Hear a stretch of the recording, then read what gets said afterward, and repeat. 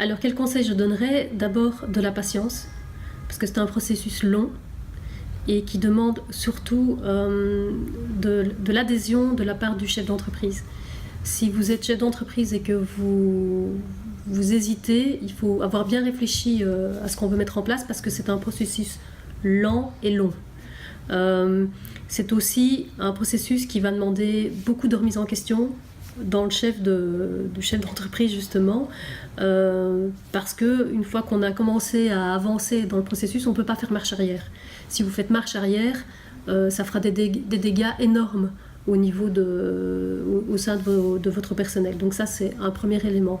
La deuxième chose, c'est de faire une politique pas à pas. C'est-à-dire qu'il vaut mieux faire des petits pas en se disant « Tiens, je vais déjà mettre ça en place, et puis une fois que ça fonctionne, je vais continuer dans la foulée », plutôt que de vouloir tout faire en même temps, puisque ça prend de toute façon du temps.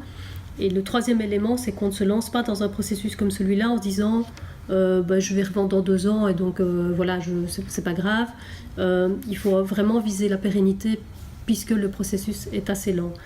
Et enfin, je dirais un élément qui me semble primordial, c'est que même si les entreprises qui se lancent dans un projet comme celui-là et qui sont déjà là depuis plusieurs années sur le sujet sont des entreprises qui ont tendance à mieux performer que d'autres, il ne faut pas se lancer dans ce processus en se disant « Tiens, je vais améliorer mon chiffre d'affaires ou ma rentabilité en me lançant dans un processus comme celui-là ». C'est parce qu'on se lance dans un processus qu'on améliore son chiffre d'affaires et sa rentabilité. Ça ne peut pas être une fin en soi.